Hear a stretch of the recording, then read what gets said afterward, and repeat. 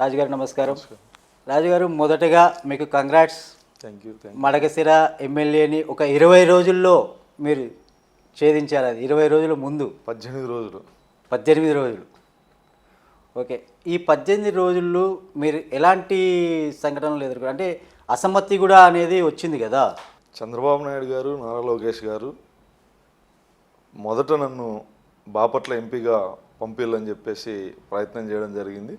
అయితే అక్కడ కొన్ని కారణాల వల్ల వేరే అతనికి ఎంపీ టికెట్ ఇవ్వాల్సి వచ్చినప్పుడు నన్ను మళ్ళీ పిలిపించి మడకశిరకి పంపించడం జరిగింది. పంపించిన తర్వాత అక్కడ తెలుగుదేశం పార్టీ పటిష్టంగా ఉంది. గుణమల తిప్పేస్వామి గారి నాయకత్వంలో శ్రీనివాసమూర్తి మండల కన్వీనర్లు, పటిష్టమైన కార్యకర్తల బలమున్నటువంటి నియోజకవర్గం. 18 రోజులు సమయం తక్కువ ఉండి ప్రచారానికి కానీ లేదా ప్రతి ఇంటింటికి ప్రచారం చేసుకునే సమయం నాకు లేకపోయింది. కానీ తెలుగుదేశం పార్టీ కార్యకర్తలు, నాయకులు సమిష్టి కృషి వల్ల విజయం దక్కింది. అసమ్మతి వర్గం అనేది ఎప్పుడు నా కంటికి కనపడలేదు, నా చెవికి వినపడలేదు. అంటే ముందుగా కొంతమంది వచ్చారు కదా. ముందు టికెట్ తీసుకున్న వాళ్ళు చంద్రబాబు నాయుడు గారు నాకు బీఫామ్ ఇచ్చిన తర్వాత నాకు అక్కడ పెద్ద సమస్యలేమి ఎదురుపడలే.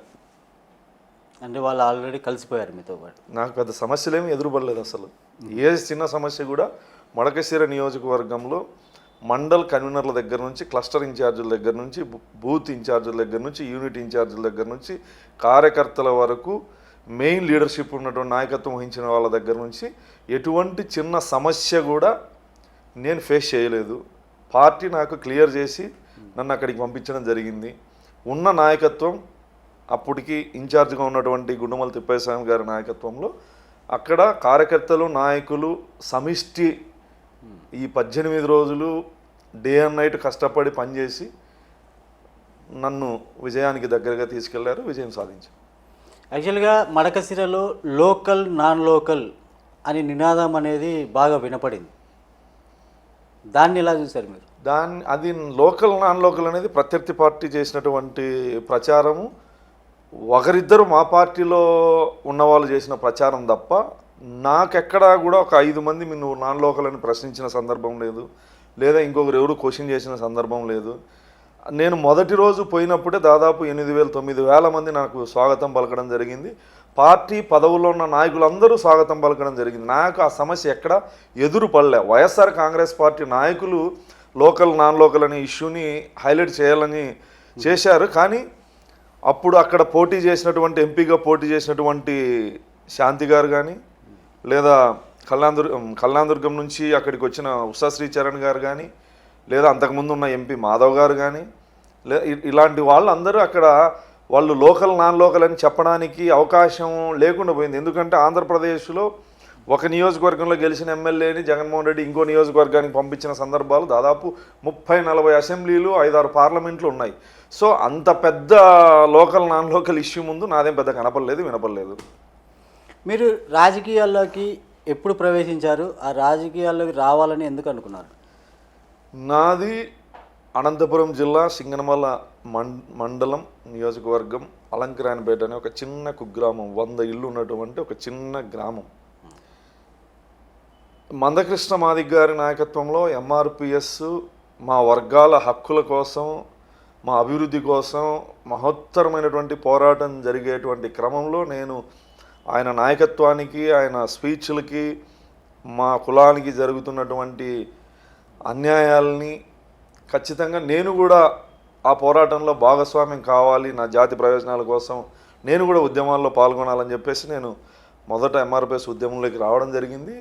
సింగనమల మండల కన్వీనర్ నుంచి youth president, state youth president, general secretary, Telangana Andhra Pradesh విభజన సమయంలో ఆంధ్రప్రదేశ్ వర్కింగ్ ప్రెసిడెంట్, ఇలా నా ప్రస్థానం కొనసాగుతున్నటువంటి క్రమంలో 2018 ఫిబ్రవరి నెలలో చంద్రబాబు నాయుడు గారు ముఖ్యమంత్రిగా ఉన్నటువంటి సమయంలో చంద్రబాబు నాయుడు గారిని కలిసి, ముఖ్యమంత్రిగా ఉన్న చంద్రబాబు నాయుడు గారిని కలిసి తెలుగుదేశం పార్టీలోకి దాదాపు 1000 మంది మాదిగల సభ, మాదిగల మహాసభను పెట్టి విజయవాడ సింగనగర్ గ్రౌండ్లో రాజకీయ ప్రవేశం తెలుగుదేశం పార్టీలోకి చేరడం జరిగింది.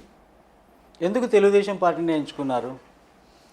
తెలుగుదేశం పార్టీ ముందు నుంచి నందమూరి తారక రామారావు గారు పార్టీ పెట్టినప్పుడు ఇక్కడ అభిమానంతోనూ లేదా మా వర్గాలకు జరుగుతున్నటువంటి మేలు ఏ పార్టీలని ఆలోచించినప్పుడు నందమూరి తారక రామారావు గారు పార్టీ పెట్టేటప్పుడు ఆ ప్రాంతంలో తెలంగాణ ప్రాంతం కావచ్చు, ఆంధ్రప్రదేశ్లో కావచ్చు, వివక్షత అణిచివేత తీవ్ర స్థాయిలో ఉంది.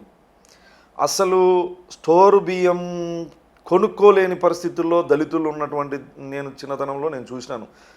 ఎన్టీ రామారావు గారు ముఖ్యమంత్రి అయిన తర్వాత ₹2 కిలో బియ్యం, దుస్తులు పంపిణీ, ఇలాంటి కార్యక్రమాల ద్వారా దళితులు అప్పుడప్పుడు అసలు తెల్లన్నం అనేది భూస్వాములు లేదా పెట్టుబడిదారులు, వ్యవసాయ భూములు ఎక్కువ ఉండి ఉద్యోగస్తులు తెల్లన్నం తినేటువంటి రోజుల్లో దళితులకి తెల్లన్నం అనేది ఒక ఏదో పండగ లేదా పెళ్ళిళ్ళలో తప్ప మిగతా టైంలో చూడ్డానికి కూడా వీల్లేనటువంటి పరిస్థితులు అప్పుడు దళితులవి. ఆ క్రమంలో ₹2 కిలో బియ్యం కావచ్చు, తెలంగాణలో పటేల్ పట్వారు వ్యవస్థ కాల్ మొక్తా బాంచెందని పటేల్ ఇంటి ముందు పోతే చెప్పులు చేత్తో పట్టుకొని పోయేటువంటి అలాంటి దురాగతాలని కూకటి వేలతో సహా పెగిలించినటువంటి నాయకుడు నందమూరి తారక రామారావు గారు. మాదిగలు రాజకీయంగా ఆర్థిక శాఖ మంత్రి మహేంద్రనాథ్ గారు కానీ అక్కడి నుంచి మాదిగలు రాజ్యాధికారంలో భాగస్వాములు అవుతూ రావడం జరిగింది. చంద్రబాబు నాయుడు గారు ముఖ్యమంత్రి అయిన తర్వాత ఏ ఉద్యమంలో నుంచి మేము వచ్చాము, ఎస్సీ వర్గీకరణ ఉద్యమం, చంద్రబాబు నాయుడు గారు వర్గీకరణ అమలు చేసినటువంటి నాయకుడు.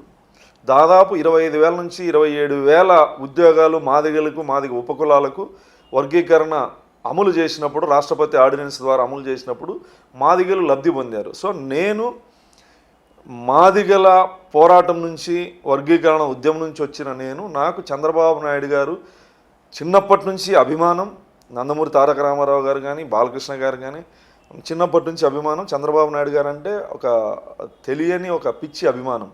వీటికి తోడు మిగతా పార్టీలతో పోల్చుకుంటే మాదిగల్ని విద్యా, ఉద్యోగ, ఆర్థిక, సామాజిక, రాజకీయ రంగాల్లో అభివృద్ధి చేసినటువంటి పార్టీ తెలుగుదేశం పార్టీ, అవకాశాలు కల్పించినటువంటి నాయకుడు చంద్రబాబు నాయుడు గారు. సో ఈ ఉద్దేశాలతో నేను తెలుగుదేశం పార్టీలో చేరడం జరిగింది. ఓకే, ఇవి వైఎస్ఆర్సీపీ పార్టీ ఒక వర్గానికి మాత్రమే సపోర్ట్ చేస్తుంది ఈ ఎస్సీల్లో, ఎందుకలా? అది ముందు నుంచి తెలుగుదేశం పార్టీకి మాదిగల ఓటు బ్యాంక్ ఉంది, కాంగ్రెస్ పార్టీకి సోదర క్యాస్ట్ ఓటు బ్యాంక్ ఉందనేది కొంచెం ఉన్నమాట వాస్తవమే. కానీ అవన్నీ వైఎస్ఆర్ కాంగ్రెస్ పార్టీలో మాదిగలకు అన్యాయం జరిగిన మాట వాస్తవం ఏ పదవుల్లో. కానీ తెలుగుదేశం పార్టీలో చంద్రబాబు నాయుడు గారి నాయకత్వంలో మాలా మాదిగల రాజకీయ అవకాశాల దగ్గర ఖచ్చితంగా సమాంతర అవకాశాలు కల్పించి ఏ కులాన్ని కూడా విస్మరించకుండా అన్ని కులాలకు సమాన అవకాశాలు కల్పించిన మాట వాస్తవం. ఇప్పుడు కూడా అంతే. ఒక కులానికి అందలం ఎక్కించి ఇంకో కులాన్ని అణచివేయాలనే ధోరణి ఉన్న నాయకుడు కాదు చంద్రబాబు నాయుడు గారు. అన్ని కులాలకు అవకాశాలు కల్పించే క్రమంలో మాదిగలు ముందు నుంచి వెనుకబడి ఉన్నారు కాబట్టి కొంత చేయూతనిచ్చిన మాట వాస్తవం. మీ రాజకీయ ప్రయాణంలో మీరు ఎదుర్కొన్న సమస్యల్లో బాగా బాధించిన సమస్య ఏదైనా ఉందా? అంటే పార్టీ పరంగానా? పార్టీ పరంగా మీ రాజకీయ. నేను తెలుగుదేశం పార్టీలో భారీ బహిరంగ సభ ద్వారా దాదాపు 15,000 మందిని సింగనగర్ గ్రౌండ్లో, విజయవాడ పెద్ద మైదానం అది, ఆ మైదానంలో ముఖ్యమంత్రి గారిని పిలిచి అప్పుడు నా కమ్యూనిటీలో ఉన్నటువంటి మంత్రులని, ఎమ్మెల్యేలని పిలిచి వాళ్ళ సమక్షంలో చంద్రబాబు నాయుడు గారి ఆధ్వర్యంలో పార్టీలోకి చేరడం జరిగింది. చేరిన తర్వాత చంద్రబాబు నాయుడు గారు నాకు అధికారంలో ఉన్నప్పుడే ఎస్సీసీఎల్ రాష్ట్ర అధ్యక్ష పదవి ఇవ్వడం జరిగింది. ఆ తర్వాత జగన్మోహన్ రెడ్డి అధికారంలోకి వచ్చిన తర్వాత చంద్రబాబు నాయుడు గారు కానీ, నారా లోకేష్ గారు కానీ పార్టీ పరంగా నేను ఎటువంటి ఇబ్బందిని ఎదుర్కొన్నటువంటి సందర్భం లేదు. 5 సంవత్సరాల్లో నారా లోకేష్ గారితో కలిసి జర్నీ చేయడం జరిగింది. పాదయాత్ర కావచ్చు, అంతకుముందు ఏ పోరాటం జరిగినా ఖచ్చితంగా నేను ఆయన నాయకత్వంలో ఉండడం జరిగింది. రాజకీయ పార్టీలో నేను వివక్షతను కానీ అణచివేతను కానీ నేను అనుభవించలేదు.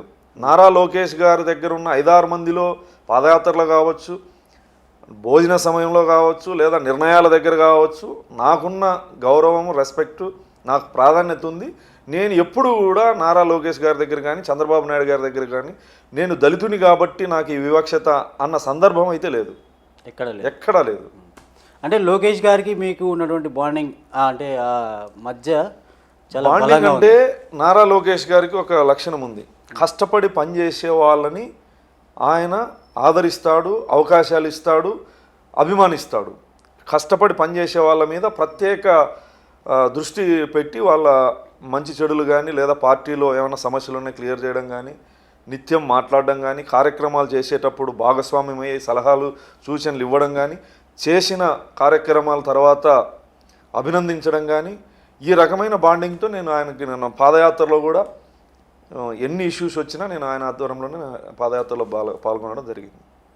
ఈ 2019 నుంచి 2024లో మీ పోరాటంలో మీరు ఎదుర్కొన్న గట్టి సమస్యలు అంటే బాధ అనేక సమస్యలు ప్రభుత్వం ద్వారా ఎదుర్కొన్న జగన్మోహన్ రెడ్డి ప్రభుత్వంలో నేను దళితులకి ఎక్కడ జరిగినా పోరాటం చేయడం జరిగింది. డాక్టర్ సుధాకర్ గారి దగ్గర నుంచి పులివెందుల నాగమ్మ వరకు, ఓం ప్రతాప్ వరకు, డ్రైవర్ సుబ్రహ్మణ్యం, ఎక్కడ ఇష్యూ జరిగినా తెలుగుదేశం పార్టీ తరఫున పోరాటం చేయడం జరిగింది. ఆ పోరాటం చేసే క్రమంలో జగన్మోహన్ రెడ్డి ప్రభుత్వం అనేక రకాలుగా ఇబ్బంది పెట్టడం జరిగింది. పోలీసుల ద్వారా ఇబ్బంది పెట్టడం జరిగింది. 30 గంటలు నన్ను పబ్లిక్కి చూపించకుండా ఎక్కడున్నానో తెలియకుండా నన్ను వెహికల్లు మారుస్తూ తిప్పినటువంటి సందర్భాలు ఉన్నాయి. సోషల్ మీడియా వేదికగా దారుణంగా మాట్లాడిన సందర్భాలు ఉన్నాయి. ఫోన్లు చేసి బెదిరించిన సందర్భాలు ఉన్నాయి. అనేక రకాలుగా మానసిక దాడి చేసినటువంటి సైకో పార్టీ ఆ ప్రభుత్వంలో నిద్రలేని రాత్రులు గడిపిన 5 సంవత్సరాల్లో. కావలిలో సుధాకర్ అనే ఒక దళితుడు ఆత్మహత్య చేసుకుంటే ఎమ్మెల్యే కారణంగా అక్కడికి పోతా ఉంటే అక్కడే అదే నియోజకవర్గంలో ఇంకొక దళిత యువకుడు ఎమ్మెల్యే ఇంటి ముందు పాయిజన్ తీసుకొని ఆత్మహత్య ప్రయత్నం చేస్తే, ఈ సంఘటనల మీద నేను అక్కడ పోరాటం చేస్తే, నేను అక్కడ పోయే క్రమంలో ఫారెస్ట్లో నన్ను పోలీసులు వెంబడించి మఫ్టీలో వచ్చి కిడ్నాప్ చేసి ఫోన్లు లాక్కొని నా వెహికల్ని రానికుండా వెహికల్లో తీసుకెళ్ళి కావలి దగ్గర అరెస్ట్ చేసిన నన్ను దాదాపు 150 కిలోమీటర్లు సీతారాంపురం పోలీస్ స్టేషన్కి తీసుకెళ్ళి మిడ్నైట్ 1 గంటకు అదుపులోకి తీసుకొని మళ్ళీ 3:30కి నన్ను ఒక చిన్న కారులో మొత్తం 400-500 కిలోమీటర్లు వెహికల్లు మారుస్తూ పోలీసులు బెదిరించిన సందర్భం. అప్పుడు ఎస్పీ విజయరావు గారు, ప్రజెంట్ డిఐజీ, ఆయన ఆధ్వర్యంలో దారుణంగా బెదిరించే ప్రయత్నం చేశారు. ఒక రకంగా సినిమాల్లో ఎన్కౌంటర్ చేసే సీన్లను చూస్తాం కదా, ఆ రకంగా చేయడం జరిగింది. అంత కొట్టే పరిస్థితి వస్తే తిరుగుబాటుదారుణ్ణి నేను. తర్వాత అయినా సినిమా చూపించామని ఆ ప్రయత్నం చేయలేదు. కానీ మానసికంగా అంటే ఒక అభద్రతా భావానికి లోనయ్యే విధంగా మళ్ళీ ఇంకా పోరాటం చేస్తే వీళ్ళు ఏం చేస్తారో అని భయభ్రాంతులు గురి చేసే విధంగా చిత్రహింసలు పెట్టారు. చిత్రహింసలకు అయితే గురయ్యారు. అంటే కేసులు ఏమైనా పెట్టారా? 55 కేసులు ఉన్నాయి మొత్తం రాష్ట్రంలో. 12 జిల్లాల్లో 55. పిఠాపురం, భద్రాచలం దగ్గర కూనవరం, రంపచోడవరము, నెల్లూరు, గుంటూరు, మంగళగిరి, విజయవాడ, కడప, పులివెందుల, అనేక స్టేషన్లలో కేసులు ఉన్నాయి. 55 కేసులు ఉన్నాయి. నాకు ఎటువంటి వ్యాపారాలు లేవు. ఆ వ్యాపారాలని చూపించి పెట్టిన దొంగ కేసులు కాదు. కేవలం తెలుగుదేశం పార్టీ తరపున దళితుల పక్షాన ఎస్సీసీఎల్ అధ్యక్షుడిగా పోరాటాలు చేయడం వల్ల నా మీద 55 కేసులు పెట్టడం జరిగింది. ఈ 55 కేసుల్ని మడకశిరలో ప్రత్యర్థి పార్టీ, నా పార్టీలో ఉన్న ఒకరిద్దరు ద్రోహులు, 55 కేసులు ఉన్నాయి, రౌడీ షీడరు అసలు అని భయంకరంగా ఎక్స్పోజ్ చేసే విధంగా మాట్లాడడం జరిగింది. అంటే ఇప్పుడు మొన్న అసెంబ్లీలో చంద్రబాబు గారు, గౌరవ ముఖ్యమంత్రులు చంద్రబాబు గారు ఎవరి మీద ఎన్ని కేసులు ఉన్నాయి లేండి అన్నప్పుడు దాదాపు 80% మంది లేచినారు. 80% మంది లేచినారు. అంటే ఎక్కువ కేసులు ఉన్నాయి మీ మీద? ఎక్కువ కేసులు ఉండేది నా మీద. పార్టీ పరంగా ఎక్కువ కేసులు ఉండేది నా మీద. రాష్ట్రంలో 55 కేసులు. నా అఫిడవిట్ చూసినా తెలుస్తుంది మీకు. 55 కేసులు ఉన్నాయి. మిగతా వాళ్ళకి ఉన్నాయి 40-30. కానీ వాళ్ళకి వ్యక్తిగత కేసులు కొంత అయితే కొంత పార్టీ అంటే వాళ్ళ గతంలో చేసిన వ్యాపారాల్లో కానీ వాళ్ళు శాఖపరంగా ఏమైనా తప్పులు చూపించే ప్రయత్నం, తప్పు చేయకపోయినా కానీ మా రాష్ట్ర అధ్యక్షుడు అచ్చెన్నాయుడు గారి దగ్గర నుంచి అనేక మందిని, కొల్లు రవీంద్ర గారిని, నారా లోకేష్ గారిని, ఇంకా సాక్షాత్ చంద్రబాబు నాయుడు గారి మీద కూడా అక్రమ కేసులు పెట్టి జైలుకు పంపించినటువంటి దుర్మార్గులు ఇంకా నాలాంటివన్నీ ఎందుకు వదులుతారు? యువగలం యాత్రలో మీరు ఎదుర్కొన్న సమస్యలేంటి? యువగలం పాదయాత్రలో కుప్పం దగ్గర నుంచి ప్రారంభించినప్పుడు జగన్మోహన్ రెడ్డి, నారా లోకేష్ గారి పాదయాత్రని అడ్డుకోవాలనే దురుద్దేశంతో జీవో నెంబర్ 1 తెచ్చి అంటే మాట్లాడే స్వేచ్ఛ కానీ ధర్నాలు చేసే స్వేచ్ఛ కానీ ప్రభుత్వాన్ని విమర్శిస్తే ఇంకా నేరం ఇది రాజద్రోహం అనే విధంగా జీవో నెంబర్ 1 తీసుకురావడం వల్ల పోలీసులు అడుగడుగున ఆంక్షలు 45 రోజులు కుప్పం దగ్గర నుంచి కదిరికి ఎంటర్ అయిన తర్వాత ఆ జీవో రద్దయింది, కోర్టు ద్వారా రద్దయింది. ఆ 45 రోజులు ప్రతిరోజు పోలీసులతో గొడవలు, ఇష్యూస్, వైసీపీ నాయకుల యొక్క దుర్మార్గాలు, దాడులు చేసేకి కూడా వచ్చేవాళ్ళు. అలాంటి క్రమంలో తెలుగుదేశం పార్టీ నాయకత్వం ఏదైతే ఉందో వాళ్ళందరూ సమర్థవంతంగా మేము ఎదుర్కోగలిగినాం. సైకిల్ యాత్ర ఎందుకు చేయాలనుకున్నారు? ఆ యాత్రలో మీరు ఎదుర్కొన్న సమస్యలు? సైకిల్ యాత్ర చంద్రబాబు నాయుడు గారు దాదాపు 40 సంవత్సరాలు ముఖ్యమంత్రిగా, ప్రతిపక్ష నేతగా ఈ తెలుగు జాతికి, తెలుగు రాష్ట్రాలకు సంక్షేమాన్ని, అభివృద్ధిని అందించినటువంటి నాయకుడు. ప్రత్యర్థి పార్టీలు ఆరోపణలు చేయడం తప్ప ఏ రోజు ఏ ఆర్థిక నేరానికి పాల్పడినటువంటి వ్యక్తి చంద్రబాబు నాయుడు గారు. ఆరోపణలు చేస్తారు కానీ ఎక్కడా రుజువులు లేకుండా నిజాయితీగా వ్యవహరించినటువంటి నాయకుడు చంద్రబాబు నాయుడు గారు. ఆయన జైల్లో ఉన్నప్పుడు నేను తెలుగుదేశం పార్టీ ఎస్సీసీఎల్ రాష్ట్ర అధ్యక్షుడిగా ఏదో ఒక యాత్ర చేపట్టి నా కాలనీల్లో లేదా ప్రజల్లో చంద్రబాబు నాయుడు గారి నిజాయితీ, జగన్మోహన్ రెడ్డి దళితుల మీద చేసినటువంటి దమనకాండని వివరిస్తూ ఒక యాత్ర చేయాలని చెప్పేసి ఉద్దేశంతో అనంతపూర్ నుంచి అమరావతి వరకు ప్రజాస్వామ్య పరిరక్షణ సైకిల్ యాత్ర అని చెప్పి చేపట్టడం జరిగింది. దానికి కూడా మధ్య మధ్యలో పోలీసులు ఆటంకాలు సృష్టించడము, ఫోన్లు చేసి బెదిరించడము, రద్దు చేసుకోమనడం ఇవన్నీ జరిగినాయి. అన్నిటినీ అధిగమించి 612 కిలోమీటర్లు అనంతపూర్ ఉన్నటువంటి డాక్టర్ బాబాసాహెబ్ అంబేద్కర్ విగ్రహం దగ్గర నుంచి మంగళగిరిలో ఉన్న డాక్టర్ బాబాసాహెబ్ అంబేద్కర్ గారి విగ్రహం వరకు, అంటే ఈ రాష్ట్రంలో ప్రజాస్వామ్యం లేదు, రాజ్యాంగం అమల్లో లేదు, వ్యవస్థలు లేవు, ఒక నియంత పాలన ఉంది. చంద్రబాబు నాయుడు గారు 40 సంవత్సరాల్లో సుదీర్ఘ రాజకీయ జీవితంలో ఏ రోజు కూడా అవినీతి చేసినటువంటి సందర్భం లేదు. ఇది కేవలం కుట్ర కోణమే. చంద్రబాబు నాయుడు గారి యొక్క నిజాయితీని ప్రజల్లోకి తీసుకెళ్లాలనే ఒక లక్ష్యంతో ఆ యాత్రని చేయడం జరిగింది. మంచి ఎండల్లో నాతో పాటు దాదాపు 50 మంది సైకిల్ దొక్కినటువంటి యువకులు కావచ్చు, నాతో పాటు ట్రావెల్ చేసినటువంటి మరొక 50 మంది కావచ్చు, అందరూ చెమట వస్తున్నా, ఎండలకు ఇబ్బంది పడుతున్నా చంద్రబాబు నాయుడు గారి కష్టం ముందు మన కష్టం పెద్ద కష్టం కాదనే ఒక దృఢ సంకల్పంతో యాత్రని కొనసాగించడం జరిగింది. అడుగడుగున అనేక పొద్దుటూరులో కేసులు పెట్టినారు సైకిల్ యాత్ర మీద, అనేక చోట్ల రకరకాలుగా ఇబ్బందులు పెట్టినా అధిగమించి పాదయాత్ర ఏ లక్ష్యంతో అయితే అనుకున్నామో ఆ లక్ష్యాన్ని నెరవేర్చారు. మీ రాజకీయ గురువు అంటే ఎవరి పేరు చెప్తారు? ఫస్ట్ సారైనా లాస్ట్ సారైనా 100 సార్లు అడిగినా ఒకసారి అడిగినా చంద్రబాబు నాయుడు గారు. అయితే మొదట నాకు చైతన్యం కానీ, అవగాహన కానీ, ప్రశ్నించే తత్వం కానీ, పోరాటం కానీ ఇవి మందకృష్ణ మాదిగ గారి వల్ల వచ్చినాయి. తర్వాత డాక్టర్ బాబాసాహెబ్ అంబేద్కర్ గారి పుస్తకాలు, మహాత్మా జ్యోతిబా పుస్తకాలు, కత్తి పద్మారావు గారి పుస్తకాలు విపరీతంగా చదివేవాడిని. నేను మా ఊర్లో ఉన్నప్పుడు చిన్నతనంలో ఎలిమెంటరీ స్కూల్ పడిపోతే ఒక గుడిలో స్కూలు, గుడి బయట మేము, గుడి లోపల బీసీ ఓసీ పిల్లలు, ఎండొచ్చినా వర్షం వచ్చినా ఆ వివక్షతని అప్పుడే చూసి ఏంటి ఇది వాళ్ళకి మాకు ఏం తేడా అనేది ఒక ఆలోచనతో అప్పటి నుంచి కొంచెం పెరిగే కొద్దీ అంబేద్కర్ గారి విలువ, అంబేద్కర్ గారి పుస్తకాలు, రాజ్యాంగం, హక్కులు, దళితులు వివక్షత, అణచివేత ఎంత దారుణంగా ఉంటుంది, ఈ రకంగా నేను తెలుసుకునేటువంటి క్రమంలో ఎంఆర్పిఎస్ ఉద్యమం మాకు మా ఆత్మగౌరవ ఉద్యమం అది. ఆ ఉద్యమం ద్వారా మందకృష్ణ మాదిగ గారి వల్ల చైతన్యం కానీ, పోరాటం కానీ. మీరు ఎప్పుడైనా సమస్యలు ఎదుర్కొన్నారా? అంటే వివక్షత చూపించే చిన్నతనం అంతా వివక్షత అనుభవించని దళితుడంటూ ఉండడు.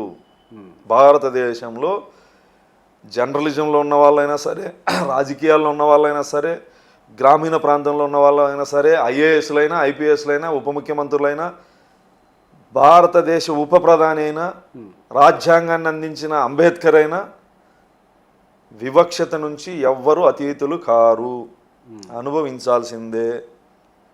దాంట్లో వేరే క్వశ్చన్ ఉండదన్న. ఇప్పుడు ఏమైనా తగ్గిందంటారా? ఇప్పుడు మా వర్గాల్లో చైతన్యం, విద్య, అవగాహన, వీటి వల్ల వివక్షత దూరంగా మా వర్గాలు ఉన్నాయి. కొంతమంది బీసీలు ఓసీలు కూడా మార్పు వచ్చింది. ఉదాహరణకి గ్రామీణ ప్రాంతాల్లో ఉన్న వాళ్ళు ఒక 20 సంవత్సరాల కిందట రైతుల మీద ఆధారపడి ఉండేవాళ్ళు, వివక్షత ఉండేది. ఇప్పుడు ఆ కుటుంబాల నుంచి చిన్న చిన్న ఉద్యోగాలు, ప్రైవేట్ ఉద్యోగాలు కానీ లేదా గవర్నమెంట్ ఉద్యోగాలు కానీ, చిన్న చిన్న వ్యాపారాలు కానీ, వాళ్ళ కాళ్ళ మీద వాళ్ళు నిలబడి ఆర్థికంగా నిలదొక్కునే క్రమంలో వివక్షత అణచివేత నుంచి దూరం అయిపోయినాం. చంద్రబాబు నాయుడు గారికి జగన్మోహన్ రెడ్డి గారికి తేడా ఏంటి అంటే ఏం చెప్తారు మీరు? చంద్రబాబు నాయుడు గారు ప్రజాస్వామ్యవాది, వ్యవస్థల్ని గౌరవిస్తూ పరిపాలించేటువంటి వ్యక్తి, ప్రజలకి జవాబుదారీతనంతో ఉండేటువంటి వ్యక్తి. ముఖ్యమంత్రిగా అధికారాన్ని చెలాయించేదానికన్నా దాని జవాబుదారీతనంతో వ్యవహరించేటువంటి వ్యక్తి. చేసే ప్రతి పనిలో ప్రజలకు సమాధానం చెప్పాలని గుర్తు పెట్టుకునేటువంటి వ్యక్తి. జగన్మోహన్ రెడ్డి నిరంకుశత్వం, అధికార అహంకారం, పెత్తందారి వ్యవస్థ, శాఖలకి మంత్రులను ఇచ్చిన ఎస్సీ ఎస్టీ బీసీల అధికారాన్ని మాత్రం కేంద్రీకృతం చేసుకునేటువంటి ఒక వ్యవస్థల్ని అగౌరవపరిచేటువంటి వ్యక్తి. ఏ వ్యవస్థ మీద గౌరవం ఉండదు. ప్రజాస్వామ్యం అంటే అసలు లెక్కే లేదు, ప్రజలన్నా లెక్కే లేదు. చంద్రబాబు నాయుడు గారికి జగన్మోహన్ రెడ్డి గారికి అనేక వ్యత్యాసాలు ఉన్నాయి. ఉదాహరణకి దళితుల విషయాన్ని తీసుకుంటే జగన్మోహన్ రెడ్డి గారి ప్రభుత్వంలో ఎమ్మెల్సీ డ్రైవర్ అనంతబాబు ఒక దళిత డ్రైవర్ని చంపి డోర్ డెలివరీ చేస్తే ఆ ఎమ్మెల్సీ స్వతహాగా అతన్ని పార్టీలో నుంచి కూడా సస్పెండ్ చేయనటువంటి వ్యక్తి, క్రమశిక్షణ చర్యలు తీసుకున్నటువంటి వ్యక్తి, అసలు ఏం జరిగిందని కూడా మీడియా ముందు కూడా ప్రజలకు దళితులకి సమాధానం చెప్పనటువంటి అహంకారి.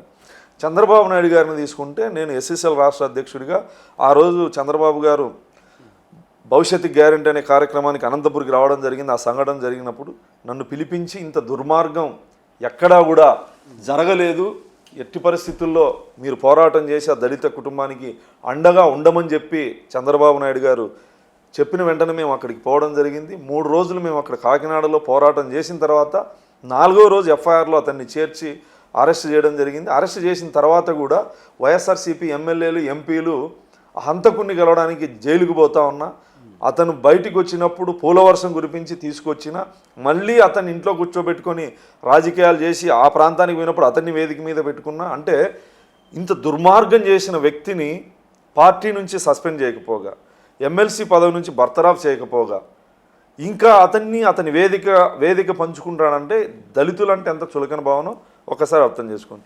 ఇదే చంద్రబాబు నాయుడు గారు పోరాటం చేయడానికి తెలుగుదేశం పార్టీ నాయకుల్ని ఒక కమిటీగా వేసి అక్కడ పోరాటం చేయించి ఆ కుటుంబానికి 5 లక్షల రూపాయలు ఆర్థిక సహాయం చేసి, లీగల్గా సహాయం చేసి ఆ కుటుంబానికి అండగా ఉండడం జరిగింది. అంటే ఇద్దరికి ఎంత తేడానో ఒక్కసారి గమనించండి.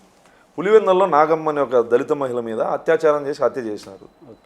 అక్కడికి నేను, ప్రస్తుత హోంమంత్రి గారు, తెలుగు మహిళా అధ్యక్షురాలిగా ఆమె, ఎస్ఎస్ఎల్ రాష్ట్ర అధ్యక్షుడిగా నేను అక్కడికి వెళ్ళి ఆ కుటుంబానికి అండగా ఉండి ఆర్థికంగా సహాయం చేయని నేను ఉద్దేశంతో చంద్రబాబు గారు అటుకు పంపిస్తే, మేము వాటికి పోయేటప్పుడు అడుగడుగున పోలీసులతో ఇబ్బంది పెట్టి ఎస్పీ గారికి వినతిపత్రం ఇచ్చి రిటర్న్ వస్తే పొద్దున ఉదయం లేచేసరికి ఈనాడులో అనిత గారి మీద, ఎంఎస్ రాజు మీద ఎస్సీ ఎస్టీ అట్రాసిటీ కేసు.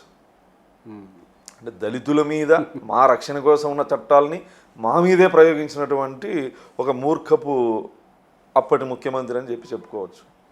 ఇలా అనేక సందర్భాల్లో బళ్ళి దుర్గాప్రసాద్ గారని దళిత ఎంపీ, వైఎస్ఆర్ కాంగ్రెస్ పార్టీ ఎంపీ తిరుపతి, అతను మరణిస్తే ముఖ్యమంత్రిగా, ఆ పార్టీ అధ్యక్షుడిగా, ఆ పార్టీ ఎంపీ, ప్రజెంట్ ఎంపీ చనిపోతే కనీసం ఆ కుటుంబాన్ని పరామర్శించాల. 6 నెలలు 7 నెలల తర్వాత తిరుపతికి రాజకీయ కార్యక్రమానికి పోయి ఆ కుటుంబాన్ని గెస్ట్ హౌస్కు పిలిపించుకొని మాట్లాడినటువంటి వ్యక్తి జగన్మోహన్ రెడ్డి. చల్లా రామకృష్ణారెడ్డి ఎమ్మెల్సీ, వైఎస్ఆర్ కాంగ్రెస్ పార్టీ ఎమ్మెల్సీ, కర్నూలు, ఆయన మరణిస్తే హుటాహుటిన స్పెషల్ ఫ్లైట్ వేసుకొని వచ్చినాడు. అంటే మరణాల్లో కూడా కులాన్ని చూస్తాడనడానికి ఈ 2 ఉదాహరణలు.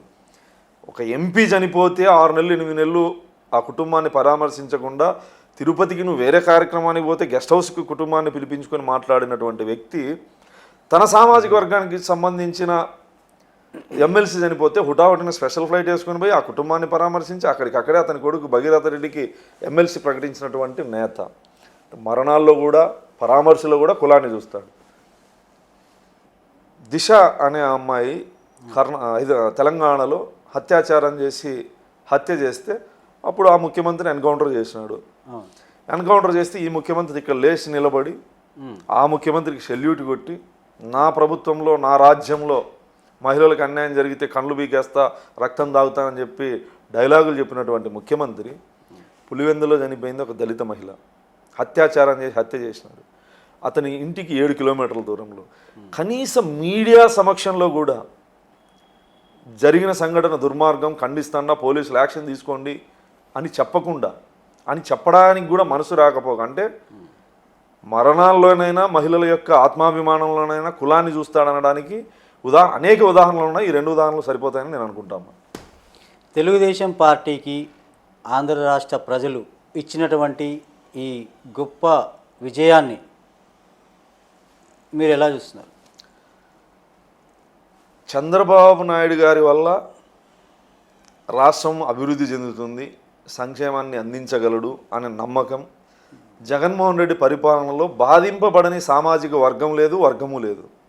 ఉద్యోగస్తులు కావచ్చు, ప్రజల్లో అన్ని కులాల కావచ్చు, ఆయన ద్వారా అన్ని వర్గాలు నష్టపోయినాయి. అందరూ కేవలం చంద్రబాబు నాయుడు గారి వల్లనే మళ్ళీ సుపరిపాలన సాధ్యమని చెప్పి ఎన్డీఏకి అత్యధిక ఓట్లు సీట్లను ఇవ్వడం జరిగింది. అంటే గెలుపుకి ఒక 2 కారణాలు చెప్పండి, మంచి బలమైన కారణాలు. నిర్మాణాత్మకమైనటువంటి తెలుగుదేశం పార్టీ ప్రతిపక్ష పాత్ర, ఏ వర్గానికి అన్యాయం జరిగినా ఆ వర్గానికి సపోర్టుగా పోరాటం చేయడం, ప్రభుత్వం ఎన్ని ఆంక్షలు ఎన్ని అడ్డంకులు సృష్టించినా ప్రజల పక్షాన పోరాడే తత్వంలో చంద్రబాబు నాయుడు గారి మీద కేసులు పెట్టినా, జైలుకు పంపించినా, లోకేష్ గారి మీద కేసులు పెట్టినా, బెదిరించినా వెనకడుగు వెయ్యకుండా ప్రజలకు అండగా ఉండడంలో చంద్రబాబు నాయుడు గారిని నాయుడు గారు కానీ, నారా లోకేష్ గారు కానీ, తెలుగుదేశం పార్టీ కానీ అండగా ఉండడం, ముఖ్యమంత్రిగా జగన్మోహన్ రెడ్డి గారి యొక్క వైఫల్యాలు, అన్ని రకాలుగా మానసిక దాడి చేసిన, కుటుంబాన్ని గురించి నీచంగా మాట్లాడినా పవన్ కళ్యాణ్ గారు ప్రజల పక్షాన నిలబడ్డం, పవన్ కళ్యాణ్ గారు తెలుగుదేశం పార్టీతో కలిసి పోటీ చేయడం, బీజేపీతో పొత్తు పెట్టుకోవడం, నారా లోకేష్ గారి యువగలం పాదయాత్ర, ఆ పాదయాత్రలో క్షేత్రస్థాయిలో గ్రామీణ ప్రాంతాల్లో ఉన్న సమస్యలు, ప్రభుత్వ వైఫల్యాలు, బాధింపబడిన బాధితులకి ప్రజలకి అండగా భరోసాను కల్పిస్తూ సాగినటువంటి యాత్ర. ఓకే, చంద్రబాబు నాయుడు గురించి జగన్మోహన్ రెడ్డి గారి గురించి వ్యత్యాసం చెప్పారు. జగన్మోహన్ రెడ్డి గారికి పవన్ కళ్యాణ్ గారికి డిఫరెన్స్ అంటే ఏం చెప్తారు? జగన్మోహన్ రెడ్డి గారి గురించి ఎన్నిసార్లు చెప్పినా అవే. ఓకే, పవన్ కళ్యాణ్ గారు రాజకీయాల్లో ప్రజలకు సేవ చేయాలని ఒక సంకల్పంతో రాజకీయాల్లోకి వచ్చినటువంటి వ్యక్తి. వచ్చిన వ్యక్తిని మానసిక దాడి చేసి భయపెడితే వెనక్కి వెళ్తాడని చెప్పేసి అనేక రూపాల్లో అనేక విధాలుగా ఆయన్ని హింసించిన, చివరికి ఆయన కుటుంబాన్ని, భార్యని, కూతుర్ని కూడా నీచంగా మాట్లాడిన, ఏ లక్ష్యం కోసం ఆయన పార్టీ పెట్టాడో ఆంధ్రప్రదేశ్ ప్రజలకు అండగా ఉండాలనే లక్ష్యంతో ఆ లక్ష్యాన్ని నెరవేరే వరకు సఫలీకృతం చేసుకున్న సక్సెస్ అయినటువంటి నాయకుడు పవన్ కళ్యాణ్ గారు. ఈ క్రమంలో అనేక అవమానాలు, బాధలు, దుర్మార్గంగా అసలు అంటే మానసిక దాడి, ఆ దాడిలో ఇతరులు ఆయన ప్లేస్లో ఎవరైనా ఉన్నా కూడా ఖచ్చితంగా, ఎందుకంటే ఆయన వచ్చిన రంగం వేరు, రాజసం ఉన్న రంగం, కష్టం తెలియని రంగం, కోట్ల రూపాయలు రెమ్యూనరేషన్ వచ్చే రంగం, లేచినా కూర్చున్నా అడుగేసినా మంది మార్బలం ధనం వచ్చేటువంటి జనాకర్షణ కలిగినటువంటి ఇమేజ్ కలిగినటువంటి వ్యక్తి. అయినా వాటన్నిటినీ వదిలేసి వీధి పోరాటాలు చేసి నిలబడగలిగినాడు. ఓకే, రాజుగారు మడకశిరలో తనదైన శైలిలో ఒక ముద్ర వేసుకుంటున్నారు. అంటే ఇప్పుడు ఎమ్మెల్యే అయిన తర్వాత 30 సంవత్సరాల నుంచి ఉన్నటువంటి ఒక సమస్యని ఎమ్మెల్యే అయిన వెంటనే మీరు పరిష్కరించారు అని చెప్పేసి అంటున్నారు. ఏంటి ఆ సమస్య? ట్రాన్స్ఫార్మర్ ట్రాన్స్ఫర్ అంటే అది 4 రోడ్ల కూడలి మధ్యలో ఉందన్న. 4 రోడ్లు, 4 రోడ్ల జంక్షన్లో పెద్ద ట్రాన్స్ఫార్మర్ ఉంది. చాలా మంది చనిపోయారంట అక్కడ. చనిపోయినారు. ఏమాత్రం అప్రమత్తంగా ఉన్నా ఏదో ఒక వెహికల్ ఆ ట్రాన్స్ఫార్మర్ని గుద్దుకున్నా చాలా ప్రాణ నష్టం జరుగుతుంది. మరి ఎందుకు గతంలో వాళ్ళు నిర్లక్ష్యంగా ఉన్నారో నాకు తెలియదు, కానీ నేను ప్రచారంలోనే దాన్ని గమనించి మా తిప్పేస్వామి అన్నతో చెప్పినాను. ఎందుకన్నా దీన్ని ఎందుకు పట్టించుకోలేదంటే ఆ ఎమ్మెల్యే ముందున్న పలమనేరు తిప్పేస్వామికి అనేక సార్లు పోయి అనేక మంది చెప్పినా కూడా నిర్లక్ష్యంగా వదిలేయడం జరిగింది. నేను ఆ రోజు నిర్ణయించుకున్నా, గెలిస్తే దీన్ని ఖచ్చితంగా తీసేయాలని. గెలిచిన తర్వాత ఫస్ట్ మున్సిపాలిటీ వాళ్ళకి చెప్పిన, సార్ ఇది మాకు సంబంధం లేదు, ఆర్ఎన్బికి అండి. ఆర్ఎన్బి అధికారులకు అడుగుతా, సార్ ఇది నేషనల్ హైవేకి మాకు సంబంధం లేదని. సరే అన్ని డిపార్ట్మెంట్ని పిలుచుకొని ఆ ట్రాన్స్ఫార్మర్ దగ్గరికి పోయినా. పోయి మీదో వీళ్ళదో వాళ్ళదో ఫస్ట్ తేల్చుకోండి ఎవరెవరు, లేదా అందరు కలిసైనా సరే దీన్ని ఫస్ట్ పక్కకు పెట్టండి. ఆర్టీసీ బస్సులు తిరిగేటువంటి ప్రాంతం, అసలు మెయిన్ రోడ్డు మడకశిర, పావుగడ, లేదా సిరకు కానీ, బెంగళూరుకు కానీ, పెనుగొండకు కానీ, హిందూపూర్కి కానీ ఎటు పోవాలన్నా ఆ జంక్షన్ నుంచి పోవాల్సిందే. సో నిత్యం ఆ పక్కనే మార్కెట్టు ఏదైనా ఏ అర్ధరాత్రి ఆ ట్రాన్స్ఫార్మర్కి నిద్రమత్తులో ఒక వెహికల్ గుద్దుకుంటే మడకశిర నియోజకవర్గంలో ప్రాణ నష్టం అనేది భయంకరంగా జరుగుతుంది. సో కాబట్టి అధికారులందరినీ రిక్వెస్ట్ చేయడం జరిగింది. నేను ప్రమాణ స్వీకారం చేసి వచ్చే లోపు దీన్ని ఖచ్చితంగా ఇక్కడ లేకుండా చేయండి అని చెప్పేసి వాళ్ళని విజ్ఞప్తి చేయడం జరిగింది. అందరు కలిసి దాన్ని ప్రజలకు ఇబ్బంది కలగలేనటువంటి ప్లేస్లో పెట్టడం జరిగింది. ఇంకో గార్మెంట్స్ కూడా ఏదో స్టార్ట్ చేశారంట. గార్మెంటు గత తెలుగుదేశం ప్రభుత్వంలో ఎమ్మెల్సీ తిప్పేస్వామి గారి ఆధ్వర్యంలో ఇండియన్ డిజైన్ అనే కంపెనీని తీసుకొచ్చి భూమి ఇచ్చి పరిశ్రమను నెలకొల్పారు. దాన్ని ప్రారంభోత్సవానికి ప్రభుత్వాలు మారిపోయినాయి. వైసీపీ ప్రభుత్వం రాగానే అప్పటి ఎమ్మెల్యే పలమనేరు తిప్పేస్వామి ఆ యాజమాన్యాన్ని పిలిచి డబ్బులు డిమాండ్ చేయడం జరిగింది. దాంట్లో షేర్ అడగడం జరిగింది. సో వాళ్ళు పారిపోవడం జరిగింది. మేము ప్రచారంలో దాన్ని చూసినాం. గెలిచిన వెంటనే నేను పలమనేరు తిప్పేస్వామి, మా డాక్టర్ శ్రీనివాసమూర్తి రాష్ట్ర కార్యదర్శి ముగ్గురం కలిసి ఆ యాజమాన్యం దగ్గరికి పోయి, సార్ మీరు రండి, మీరు మళ్ళీ దాన్ని ప్రారంభించండి, దాదాపు 3000 మంది మహిళలకు జీవనోపాధి దక్కుతుంది, ప్రత్యక్షంగా పరోక్షంగా ఒక 1500 మంది జెంట్స్కి ఉద్యోగ అవకాశాలు కల్పిస్తే జీవనోపాధి ఉంటుంది, మీరు రండి, మా నుంచి మీకు ఏ సహకారం కావాలా, లేదా ప్రభుత్వం నుంచి ఏ సహకారం కావాలా, ఎటువంటి రాజకీయ నాయకులకు కానీ ప్రభుత్వ అధికారులకు కానీ మీరు ₹1 ఇవ్వాల్సిన అవసరం లేదు, మీకు ప్రభుత్వం నుంచి ఏమైనా అవసరం ఉంటే నేను గౌరవ ముఖ్యమంత్రి గారి దగ్గరికి, నారా లోకేష్ గారి దగ్గరికి మిమ్మల్ని తీసుకెళ్ళి ప్రభుత్వం నుంచి మీకు ఏమైనా రాయితీలు కావాలన్నా ఏదైనా కావాలన్నా మేము మీకు అండగా ఉంటాం, సపోర్ట్ చేస్తాం, దయచేసి మీరు రండి అని చెప్తే వాళ్ళు రావడం జరిగింది. జాబ్ మేళాని నిర్వహించడం జరిగింది. ఆ ఎంపికైనటువంటి మహిళలకి ట్రైనింగ్ ఇస్తున్నారు. ఒక 15-20 రోజుల్లో దాన్ని ప్రారంభిస్తాం. ప్రారంభించిన రోజే 3000 మంది మహిళలకి అక్కడ జీవనోపాధి జరుగుతుంది.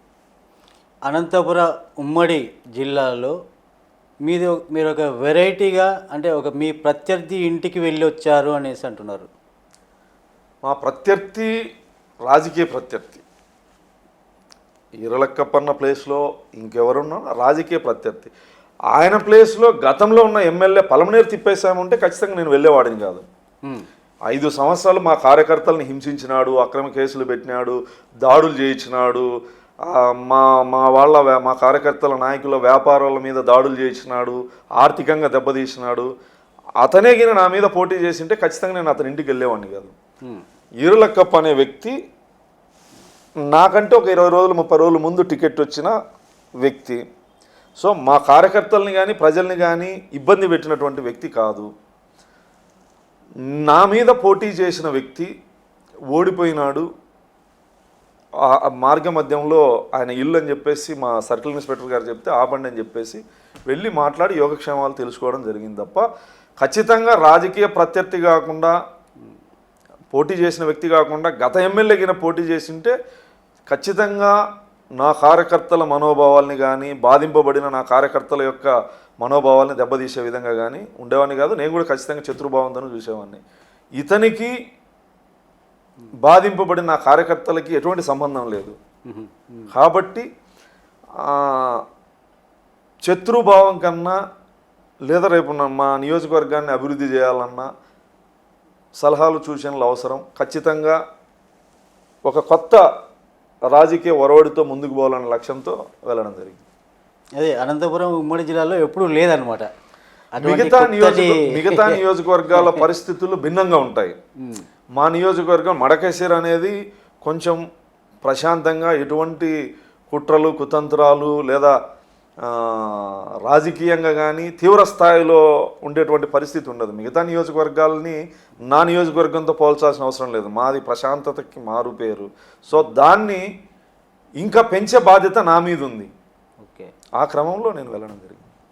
మడకశిర ప్రజలకు, ఆ నియోజకవర్గ ప్రజలకు మీరు ఇంకా ఏం చేయాలనుకున్నారు ఈ రాబోయే 5 సంవత్సరాల్లో? మడకశిర నియోజకవర్గంలో ఒక్క రైతులు ఎక్కువ. ఓకే, ఆంధ్రప్రదేశ్లో ఒక్క పండించేటువంటి రైతులు మడకశిర ప్రాంతంలోనే ఉన్నారు. సిరికల్చర్లో కూడా రాష్ట్రంలో నెంబర్ 1 సిరికల్చర్లో. ఈ పంటలు అధికంగా పండించి రైతులు ప్రశాంతంగా రైతు కూలీలు ప్రశాంతంగా ఉండాలంటే అక్కడికి సాగునీరు అవసరం. సాగునీరు గత ప్రభుత్వం మడకశిరకు రావాల్సినటువంటి నీటి వాటా ఏదైతే ఉందో ఒక్క చుక్క కూడా ఇలా ఒక్క చెరువు కూడా నింపలే. సో గ్రౌండ్ వాటర్ పూర్తిగా ఇబ్బంది ఉన్నటువంటి క్రమంలో రైతులకి సాగునీరు తీసుకొచ్చి, ఆ సాగునీరు తీసుకొస్తే ఆ ప్రాంతం అంతా అసలు భయంకరమైన పంటలు పండించేటువంటి రైతాంగం ఉంది, భూములు ఉన్నాయి. కేవలం వాటర్ సమస్య, దాన్ని అధిగమించేటువంటి ప్రయత్నం చేస్తూ ఉన్నాం. బైపాస్ కెనాల్ కానీ హంద్రినీవా జలాలను తీసుకొచ్చే పెనుగొండ రొద్దం మీదుగా ముందున్నటువంటి హంద్రినీవా కాలువ ఏదైతే ఉందో దాన్ని వైడింగ్ చేసి నీరు మా నియోజకవర్గానికి రావాల్సినటువంటి వాటా తీసుకొచ్చి అన్ని చెరువులను నింపే కార్యక్రమాన్ని ఖచ్చితంగా చేపడతాం. అదేవిధంగా అక్కడ 2 రిజర్వాయర్లు ప్రభుత్వ అనుమతులు గతంలో తెలుగుదేశం పార్టీ ప్రభుత్వ హయాంలో అనుమతులు ఉన్నాయి. అక్కడ కొంచెం ఫారెస్ట్ డిపార్ట్మెంట్తో ఉన్నటువంటి సమస్యల్ని వైదొలిగి 2 రిజర్వాయర్లు కూడా తీసుకొచ్చేటువంటి ప్రయత్నం చేస్తాం. అదేవిధంగా ఒక్క రైతులు ఎక్కువ ఉన్నప్పటికీ ఒక్క మార్కెట్ యాడ్ లేదు, మార్కెటింగ్ లేదు. సో ఆ సదుపాయాన్ని కూడా కల్పిస్తామని ఎన్నికల్లో చెప్పడం జరిగింది. సాగునీరు, రిజర్వాయర్లు, ఒక్క మార్కెట్, సిరికల్చరు పంట ఆంధ్రప్రదేశ్లో నెంబర్ 1లో ఉంది మడకశిర. కానీ ఇవన్నీ ఏవి కూడా ఎస్టాబ్లిష్ కాలే. మడకశిర అంటానే పట్టు పరిశ్రమకు నిలయం అనే విధంగా దాన్ని బ్రాండింగ్ చేసే దిశగా మా అధికారులతో మాట్లాడడం జరిగింది. గౌరవ ముఖ్యమంత్రి గారి దృష్టికి తీసుకెళ్లడం జరిగింది. గుంటూరు అంటేనే మిర్చి, ధర్మవరం అంటేనే శారీ, అరకు అంటేనే అరకు టీ, మదనపల్లి, నూజివీడు, మ్యాంగోకి ఏ రకంగా అయితే బ్రాండింగ్ ఉందో, ఏ రకంగా అయితే గుర్తింపు గౌరవం ఉందో, మా దగ్గర సిరికల్చర్ రైతులు ఎక్కువ ఉన్నా పట్టు పరిశ్రమని ఎక్కువ మేము రాష్ట్రానికి దేశానికి ఇస్తానే మాకు ఆ గుర్తింపు లేదు. ఆ గుర్తింపు ఖచ్చితంగా తీసుకొస్తాం. గత ప్రభుత్వం ఇవ్వాల్సినటువంటి ఏవైతే రాయితీలు ఉన్నాయో ఆ రైతులకి అవి పూర్తిగా ఇబ్బంది పెట్టినటువంటి క్రమంలో ఉంది. ముందు ఉన్నటువంటి బకాయిలతో పాటు గౌరవ ముఖ్యమంత్రి గారి దృష్టికి తీసుకెళ్ళి అనేక రాయితీలు తీసుకొచ్చి ఎస్సీ ఎస్టీ రైతులను ఎక్కువ చైతన్యం చేసి 90% సబ్సిడీ ఉంది. అవగాహన కల్పించకపోవడం వల్ల గతంలో ఎక్కువ ఇన్వాల్వ్మెంట్ లేదు దళితులు. ఖచ్చితంగా మేము మొన్న 4-5 సార్లు సిరికల్చర్ అధికారులతో మీటింగ్ పెట్టి దళిత రైతులను ఎక్కువ ఇన్వాల్వ్ చేయండి, లాభం ఎక్కువ ఉంటుంది, 90% ప్రభుత్వ సబ్సిడీ ఉంది కాబట్టి వాళ్ళు నష్టపోయే శాతం తక్కువ, లాభం ఎక్కువ ఉంటుంది కాబట్టి టార్గెట్ని ఇవ్వడం జరిగింది. దాదాపు 10,000 ఎకరాలు దళితుల రైతులు ఉండాలి, గిరిజన రైతులు ఉండాలి అని చెప్పేసి ఇప్పుడు దాదాపు 18,000 ఎకరాలు మేము సిరికల్చర్ని సాగు చేస్తాను. ఇంకొక 10 ఎకరాలు దీంట్లో అన్ని సామాజిక వర్గాల రైతుల్ని భాగస్వామ్యం చేస్తూ రాష్ట్రంలోనే మడకశిర అంటానే సిరికల్చర్ అనే విధంగా, మల్బరీ అనే విధంగా, ఒక్క అనే విధంగా ఏదైతే మా దగ్గర ఇతర ప్రాంతాల్లో లేని పంటలు ఏదైతే మా రైతులు పండిస్తున్నారో ఆ పండించే రైతుకు గౌరవం తెచ్చే విధంగా ప్రభుత్వం నుంచి అన్ని అవకాశాలు కల్పించే విధంగా, దాంతోపాటు రోడ్లు చాలా గ్రామీణ ప్రాంతాల్లో ఎంత మూర్ఖత్వం అంటే వలస అనే పంచాయతీలో తెలుగుదేశం ప్రభుత్వంలో రోడ్డే ఇస్తే కాంట్రాక్టర్ని బెదిరించి ఎక్స్ఎమ్మెల్యే పలమనేరు తిప్పేసాం ఏదో డబ్బులు ఇవ్వలేదని చెప్పి వేసిన రోడ్డును తవ్వించినాడు. అదొక అంటే ఎంత దుర్మార్గంగా ఉండే పరిస్థితి. సో మడకశిర నియోజకవర్గంలో తార్ రోడ్డు లేని గ్రామం ఉండకూడదు, అన్ని గ్రామాలకి తార్ రోడ్డు ఉండాలి. ఆ తర్వాత మేజర్ ప్రాబ్లం మా దగ్గర తాగునీటి సమస్య. ప్రతి గ్రామంలోనూ తాగునీటి సమస్య ఉంది. శ్రీరామరెడ్డి తాగునీటి ప్రాజెక్టు ఉన్నప్పటికీ ఒక్క మోటార్ ద్వారా నీటిని పంపు చేయడం వల్ల కళ్యాణదుర్గం దగ్గరికి వచ్చేటప్పటికి ఆ ప్రజలకి అందుబాటులోకి వెళ్ళిపోతేనే మా దగ్గరికి వచ్చేటప్పటికి పూర్తిగా అన్యాయం జరుగుతుంది. సో తాగునీటి సమస్యను అధిగమించాలి. ఎన్టీఆర్ సుజల శ్రవంతి దాదాపు 30 పంచాయతీల్లో ఉన్నప్పటికీ గత ప్రభుత్వం పూర్తిగా నిర్లక్ష్యం చేసింది. ప్రభుత్వం వేయించాల్సిన బోర్లని కూడా గ్రామీణ ప్రాంతాల్లో పంచాయతీ ద్వారా ఏపించలేనటువంటి పరిస్థితుల్లో గత ప్రభుత్వం ఉంది. ఎమ్మెల్యే అయిన తర్వాత ఆ డిపార్ట్మెంట్తో మాట్లాడి మనం ఎన్ని బోర్లు వేసేకి అవకాశం ఉంది, ఈ బోర్లు ఎక్కడ అత్యవసరంగా ఉన్నాయి, ఎక్కువ నీటి సమస్య ఎక్కడ ఉందో అక్కడ ఇమ్మీడియట్లీ బోర్లు వేయాలని చెప్పేసాం. హేమావతి లాంటి ప్రాంతాల్లో బోర్లు వేయడం జరిగింది, నీళ్లు కూడా పడినాయి. సో తాగునీటి సమస్యను కూడా పూర్తిగా ఈ 5 సంవత్సరాల్లో తాగునీటి సమస్య అనేది లేకుండా చేయాలనేది నా తపన. ఖచ్చితంగా ఆ దిశగా మా గౌరవ ముఖ్యమంత్రి గారితో నేను ఆ పని చేస్తాను. మీ కార్యకర్తలకు, మిమ్మల్ని నమ్ముకున్న వాళ్ళకు మీరు ఏం చెప్పాలనుకున్నారు? అంటే మీతో పాటు చాలా మీకు 55 కేసులు ఉండొచ్చు, వాళ్ళ మీద ఒక 5-6 కేసులన్నీ ఉండొచ్చు. నేను కూడా కార్యకర్తనే. నేనేం మడకశిరలో ఎమ్మెల్యేని కాదు, నేను వాళ్ళకంటే ముందు వరుసలో ఉన్న కార్యకర్తని. ఒక కార్యకర్త యొక్క బాధలు, కష్టాలు, అవమానాలు, ఆర్థిక పరిస్థితి నాకు తెలుసు. ఖచ్చితంగా అది తెలిసిన వాడిగా నా కార్యకర్తలకు, నా పార్టీ కార్యకర్తలకు, నాయకులకి ఖచ్చితంగా గౌరవము అభివృద్ధి చెందే విధంగా, సమాజంలో గౌరవము, ఆర్థికంగా కూడా వాళ్ళు చాలా నష్టపోవడం జరిగింది 5 సంవత్సరాల్లో. వీటన్నిటినీ అధిగమించే ప్రయత్నం చేస్తాం ఖచ్చితంగా. దాంట్లో ఎటువంటి ఇది లేదన్నా. అనేక మంది సోషల్ మీడియాలో పోస్టులు పెడితే కేసులు ఎదుర్కొన్నారు, ధర్నాలు చేస్తే కేసులు ఎదుర్కొన్నారు, పోలీసులతో ఇబ్బందులు ఎదుర్కొన్నారు, ప్రభుత్వంతో అనేక ఇబ్బందులు ఎదుర్కొన్నారు. వీటన్నిటినీ అధిగమించే విధంగా ఖచ్చితంగా ఒక ప్రత్యేక కార్యాచరణతో మా కార్యకర్తల్ని కాపాడుకునే కార్యక్రమం చేస్తాం. రాజు గారు ఈ నెక్స్ట్ వేసే స్టెప్ ఎలా ఉండబోతుంది? నెక్స్ట్ వేసే స్టెప్ అయినా, మళ్ళీ వేసే స్టెప్ అయినా మడకశిర నియోజకవర్గ ప్రజల సంక్షేమం, అభివృద్ధి, తెలుగుదేశం పార్టీ పటిష్టత, ఈ 3 నా లక్ష్యాలు. ఓకే, అంటే రాష్ట్రంలో మొదటిసారిగా సీఎం గారు వస్తున్నారు మీ నియోజకవర్గానికి అంటున్నారు. ఎందుకు? 1వ తారీఖు ఎన్టీఆర్ భరోసా పెన్షన్ కార్యక్రమాన్ని నేరుగా ముఖ్యమంత్రి గారే దళితవాడల్లో పెన్షన్ పంచే కార్యక్రమం నా నియోజకవర్గంలో పెట్టడం, నా నియోజకవర్గంలో పెట్టినందుకు గౌరవ ముఖ్యమంత్రి గారికి మీ వేదిక ద్వారా కృతజ్ఞతలు తెలియజేసుకుంటున్నా.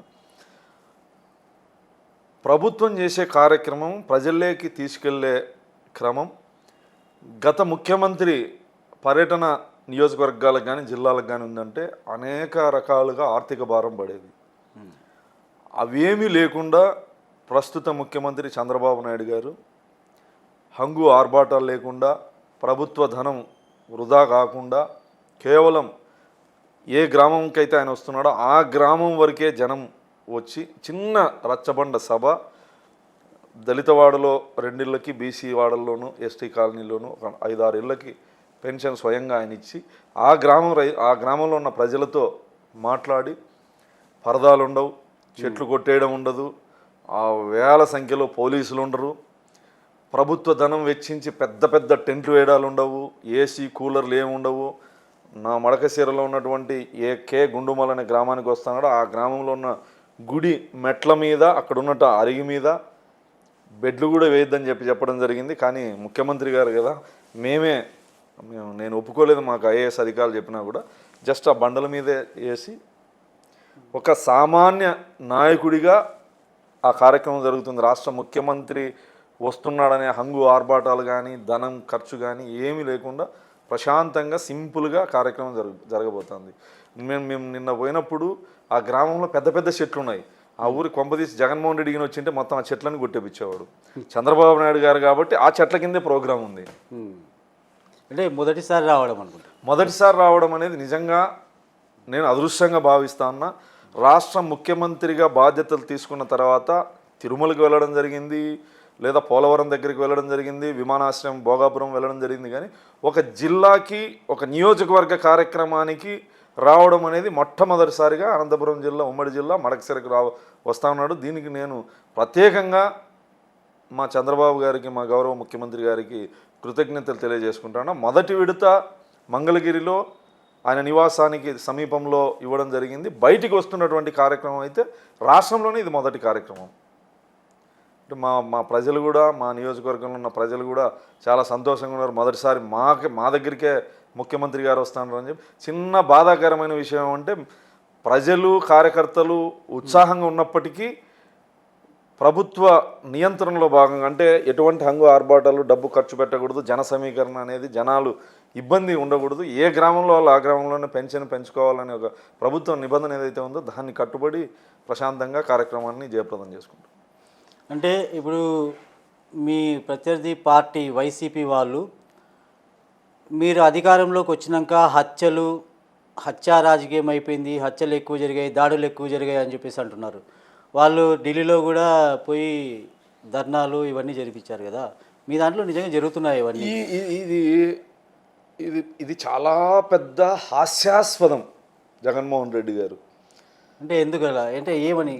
ప్రభుత్వ మార్పిడి తర్వాత జగన్మోహన్ రెడ్డి గారి దుర్మార్గమైనటువంటి నరహంతక పాలన ముగిసిన తర్వాత అధికారంలోకి వచ్చిన వెంటనే ఖచ్చితంగా కక్ష సాధింపు అనేది ఉండేది. కానీ చంద్రబాబు నాయుడు గారు గెలిచిన వెంటనే ఎమ్మెల్యేలు అందరినీ పిలిచి ప్రజలు మన మీద చాలా పెద్ద బాధ్యతనిచ్చారు, ఇంతకంటే శిక్ష జగన్మోహన్ రెడ్డికి అవసరం లేదు, మనందరం బాధితులమే జగన్మోహన్ రెడ్డి ప్రభుత్వంలో.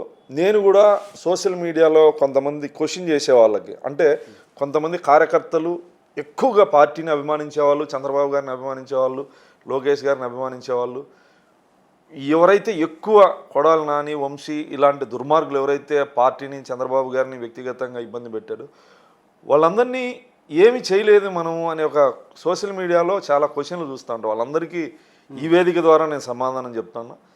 చంద్రబాబు నాయుడు గారు మనందరికంటే పెద్ద బాధితుడు.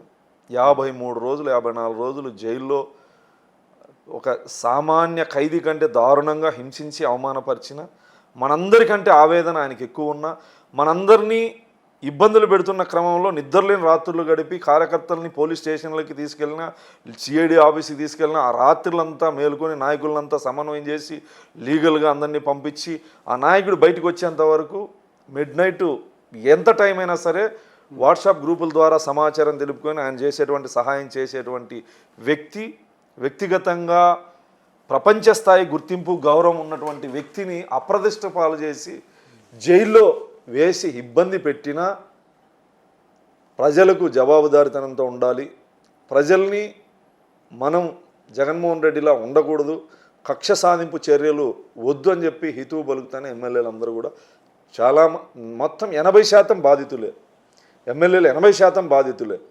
వీళ్ళందరూ కూడా చంద్రబాబు నాయుడు గారి మాటకు విలువిచ్చి ప్రజాస్వామ్యంలో ఇది తప్పు అని చెప్పేసి దీంతో ఒక మాట చెప్పారు చంద్రబాబు నాయుడు గారు. ఎవరైతే చట్ట వ్యతిరేకంగా చట్టాన్ని చేతుల్లోకి తీసుకొని తప్పు చేసినారో వాళ్ళని చట్టపరంగా చట్టం చూసుకుంటుంది. మీరు ఎక్కడ దాడులు చేయడానికి కానీ హత్యలకి సహకరించేది కానీ ఇలాంటివి చెయ్యొద్దని అని చెప్పేసి చాలా కఠినంగా చంద్రబాబు నాయుడు గారు చెప్పడం జరిగింది. ఖచ్చితంగా తప్పు చేసిన వాళ్ళని చట్టపరంగా శిక్షిస్తాడనడంలో ఎటువంటి ఆలోచన లేదు. కార్యకర్తలు, నాయకులు ఆవేశాలు ఉన్నాయి, బాధలు ఉన్నాయి, అవమానాలు ఇవన్నీ ఎదుర్కొన్నాం. కొంచెం సమన్వయంతో ఉండాల్సినటువంటి బాధ్యత మీ మీద ఉందని చెప్పి చంద్రబాబు గారు చెప్పడం జరిగింది. జగన్మోహన్ రెడ్డి గారు చేస్తున్నటువంటి ఆరోపణలు ఎట్లాంటివంటే, గతంలో చంద్రబాబు నాయుడు గారు ముఖ్యమంత్రి ఉన్నప్పుడు 35-36 మంది ఖమ్మ సీఏలకి డిఎస్పీలను చేసినాడని చెప్పేసి అదే ఢిల్లీ వేదికగా అబద్ధాలు చెప్పడం. అదే దాడులు జరిగాయంటారా లేదంటారా? దాడులు జరగలేదు. గంజాయి మత్తులో వైఎస్ఆర్ కాంగ్రెస్ పార్టీ నుంచి 10 రోజుల ముందు తెలుగుదేశం పార్టీలోకి వచ్చిన రషీద్ అనే వ్యక్తి, అతని సన్నిహితులు పాత కక్షల కారణంగా వాళ్ళు చంపుకుంటే ఇది ప్రభుత్వ హత్య ఎట్లయితుంది, రాజకీయ పార్టీకి ఏమి సంబంధం, 35 మంది 36 మంది హత్యలు చేశారు ఈ ప్రభుత్వం వచ్చిన తర్వాత అని చెప్పి జగన్మోహన్ రెడ్డి చెప్తాను. అసెంబ్లీ వేదికగా చంద్రబాబు గారు సవాల్ విసిరారు, ఆ 35 మంది పేర్లు చెప్పు, నేను శిక్షిస్తాను అని చెప్పి. అంటే ఒక అబద్ధాన్ని మాట్లాడితే ప్రజలు నమ్ముతారనుకుంటే అది అవివేకం. దాడులు, హత్యలు, జగన్మోహన్ రెడ్డి చెప్తున్న మాటలు అవాస్తవం. పవర్ పోతానే ఈయనకి ప్రెసిడెంట్ రూల్ గుర్తొచ్చింది, ఈయనే పరిపాలించాలి, ఇంకెవరు ముఖ్యమంత్రి కూడా ఈయన జీర్ణించుకోలేడు. సో పవర్ ఉన్న రోజులు దుర్మార్గంగా కళ్ళు కనపడకుండా కళ్ళు నెత్తికెక్కి హత్యలు చేసినా, ఏ రోజు మద్యం ప్రశ్నిస్తే ఓం ప్రతాప్ అనే దళితుడిని తెల్లారేసరికి శవమైది వెళ్ళినాడు. ఇప్పటికీ మిస్టర్ని ఆ హత్య. ఇలా ఎన్ని ఎమ్మెల్సీలు సభ్యు డోర్ డెలివరీ చేసినా, ఒక డాక్టర్ని నడి రోడ్డు మీద పోలీసులు బట్టలు ఊడదీసి అవమానపరిచిన, శాంతి భద్రతల విషయంలో ఏ రోజు సమీక్షించినటువంటి వ్యక్తి ఒక ముఖ్యమంత్రి స్థాయిలో దీన్ని ఖండిస్తున్నాను. ఇది పక్కనే ఆయన ఇంటికి పక్కనే 60 ఏళ్ల వెంకటరెడ్డి అనే వైఎస్ఆర్ కాంగ్రెస్ పార్టీ నాయకుడు మైనర్ బాలికని అత్యాచారం చేస్తే, లేదా అతని ఇంటికి ఈ పక్కన సీతారాంపురంలో భర్త ముందు భార్యని అత్యాచారం చేస్తే నోరు మెదపనటువంటి వ్యక్తి, రేపల్లెలో నిండు గర్భిణిని భర్త ముందు పిల్లల ముందు అత్యాచారం చేస్తే మాట్లాడని వ్యక్తిని, అమర్నాథ్ గౌడని రేపల్లెలో అక్కని హింసిస్తానని చెప్పేసి అవమానపరుస్తున్నారు, వేధిస్తున్నారని చెప్పి ప్రశ్నిస్తే అమర్నాథ్ గౌడ్ అనే వ్యక్తిని పెట్రోల్ పోసి తగలబెడితే మాట్లాడనటువంటి వ్యక్తి, దాదాపు 300 మంది బీసీలని హత్య చేసినటువంటి ప్రభుత్వం గత వైసీపీ ప్రభుత్వం. చంద్రయ్య అని మాచర్లలో ఒక బీసీ వ్యక్తిని నడి రోడ్డు మీద ప్రజలు చూస్తుండగా, అతని కుటుంబం చూస్తుండగా గొంతు మీద కత్తి పెట్టి జై జగన్ను వదిలేస్తామని చెప్తే తెలుగుదేశం పార్టీ కార్యకర్త గొంతు మీద ప్రజలందరూ చూస్తుండగా నేను అనను అంటే గొంతు కోసినటువంటి దుర్మార్గమైనటువంటి ప్రభుత్వం. 300 మంది బీసీలని 192 మంది ఎస్సీలని హత్య చేసినటువంటి దుర్మార్గమైనటువంటి ప్రభుత్వం. పలమనేరులో ఒక ముస్లిం అమ్మాయి స్కూల్లో క్లాస్ ఫస్ట్ వస్తుంది, 2వ స్థానంలో వైసీపీ లీడర్ కూతురు వస్తుందని చెప్పేసి ఆ అమ్మాయిని బెదిరిస్తే ఆ అమ్మాయి ఆత్మహత్య చేసుకుంది లెటర్ రాసి.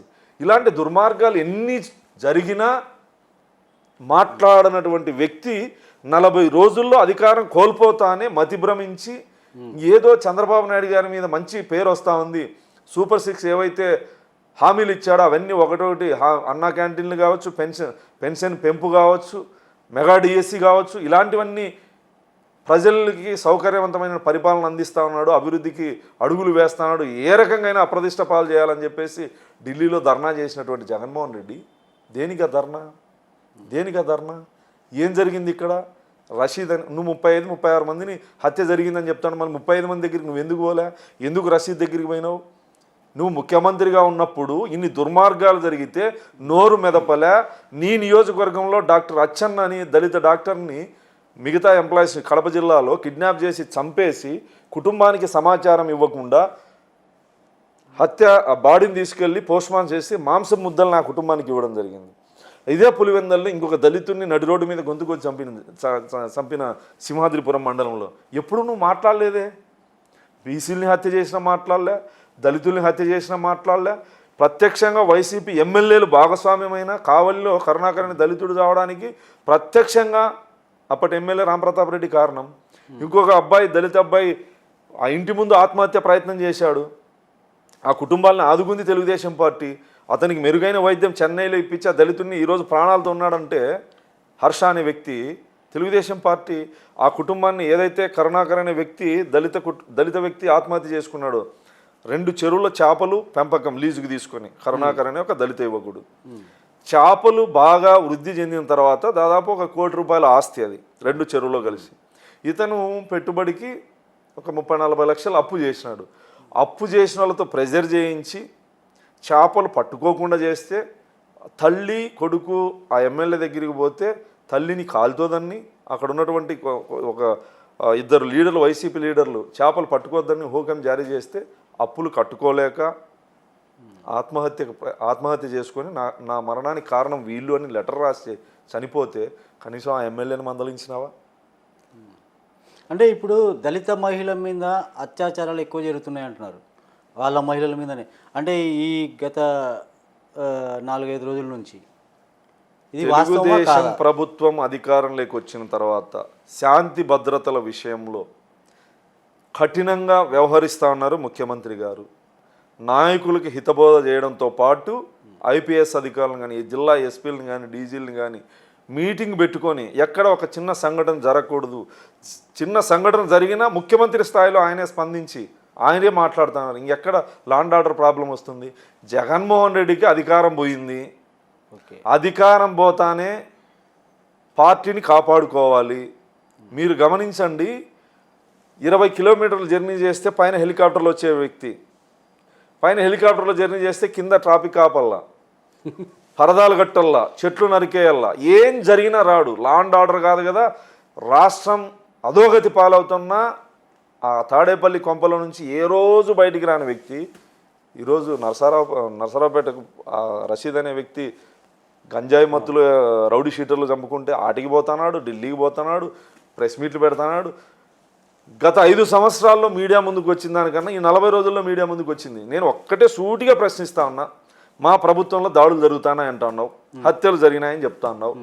అసెంబ్లీకి వచ్చి నిలది అసెంబ్లీకి వచ్చి 11 మంది ఎమ్మెల్యేలు ఉన్నారు కదా, వచ్చి మీరు చెప్తున్నది తప్పు, మీ ప్రభుత్వంతో ఫలానా మేము ఏదైతే 300 మంది హత్య జరిగిందో బీసీలది, 192 మంది ఎస్సీల హత్యలు జరిగినాయో విత్ ఆధారాలతో సహా ఫోటోలతో సహా మేము చూపించడానికి సిద్ధంగా ఉన్నాం. నీ 35 మంది 36 మంది ఈ ప్రభుత్వంలో జరిగినాయని చెప్తాను కదా, వాళ్ళ ఫోటోలు తీసుకురా, వాళ్ళ ఆధారాలు తీసుకురా. రాజకీయ కారణంగా వాళ్ళు నిజంగా హత్యకు గావించబడి ఉంటే చంద్రబాబు నాయుడు గారు చర్యలు తీసుకోవడానికి సిద్ధంగా ఉన్నాడు.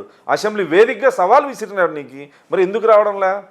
నీకు అసెంబ్లీలో వచ్చి వాస్తవాలు ఉంటే నువ్వు చెప్పేటువంటి ధైర్యం నువ్వు ఎందుకు చేయడం లేదు? నువ్వెందుకు ప్రెస్ మీట్ పెడతావు? నువ్వు అసెంబ్లీ వేదికగా సమాధానం చెప్పు. నిన్ను ప్రశ్నిస్తే లేదా మా ప్రభుత్వంలో ఏదైనా జరిగితే నువ్వు అక్కడ వచ్చి అడగాల్సింది 5 రోజుల్లో. ఎందుకు పారిపోయినావు? రాజుగారు, మీరు మీ ముఖ్యమంత్రిని ఇప్పుడు మళ్ళీ మీ నియోజకవర్గానికి వస్తున్నారు కదా, మీరు మళ్ళీ కలవడానికి వెళ్తున్నారు, అపాయింట్మెంట్ తీసుకున్నారా? నేను ఇంతవరకు చంద్రబాబు గారు ముఖ్యమంత్రి అయిన తర్వాత గెలిచిన తర్వాత 5-6 సార్లు గెలిచిన, ఎప్పుడు నేను అపాయింట్మెంట్ తీసుకోలే. లోకేష్ గారిని గెలిచిన, ఎప్పుడు అపాయింట్మెంట్ తీసుకోలే.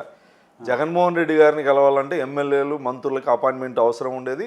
మంత్రులు ఎమ్మెల్యేలు కలిసేవాళ్ళు కాదు. కానీ ఇక్కడ చంద్రబాబు గారు కానీ నారా లోకేష్ గారు కానీ ఎమ్మెల్యేలకు కార్యకర్తలు ట్వీట్ చేసినా లేదా కార్యకర్తలు మెసేజ్ చేసినా రెస్పాండ్ అయ్యే నాయకుడు నారా లోకేష్ గారు. ఇప్పుడు మీ ముందర నేను ఏదైనా మెసేజ్ చేసి ఆన్సర్ చూపించమని చూపించండి ఒకసారి. మీరు వైసీపీ వాళ్ళని వదిలిపెట్టండి, ఆ పక్క జగన్ని మాట్లాడమండి. ఈ జిల్లాలో ఉన్న ఏ నాయకుడినైనా సరే నేను నా ముఖ్యమంత్రికి నేను ఫోన్ చేస్తా, లేదా మా యువనేతకు ఫోన్ చేస్తా, మెసేజ్ చేస్తా, ఇమ్మీడియట్లీ రెస్పాండ్ అనేది ఉంటుంది.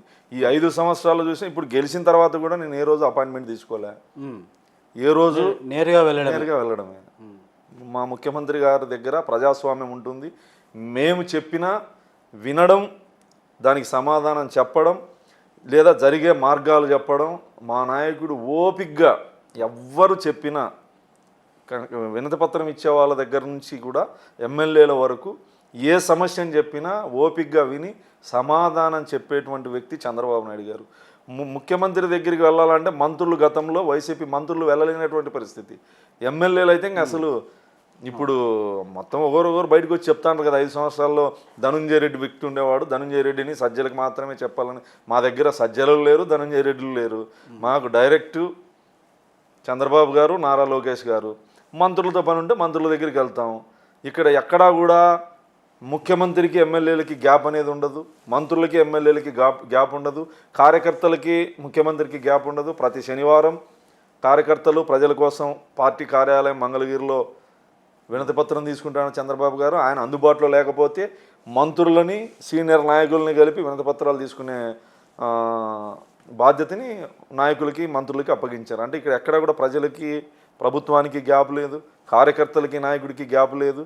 40 సంవత్సరాల సుదీర్ఘ రాజకీయ జీవితంలో చంద్రబాబు నాయుడు గారు పటిష్టంగా నిలబడగలిగినాడంటే కార్యకర్తలకి గౌరవం ఈ పార్టీలో ఉంది కాబట్టి తెలుగుదేశం పార్టీ ఎన్ని కష్టాలు అపజయాల్లో కూడా నిలదొక్కుని మళ్ళీ విజయం సాధిస్తుందంటే ప్రధాన కారణం ప్రజలకి, పార్టీకి దూరం లేదు, కార్యకర్తలకి, నాయకుడికి దూరం లేదు.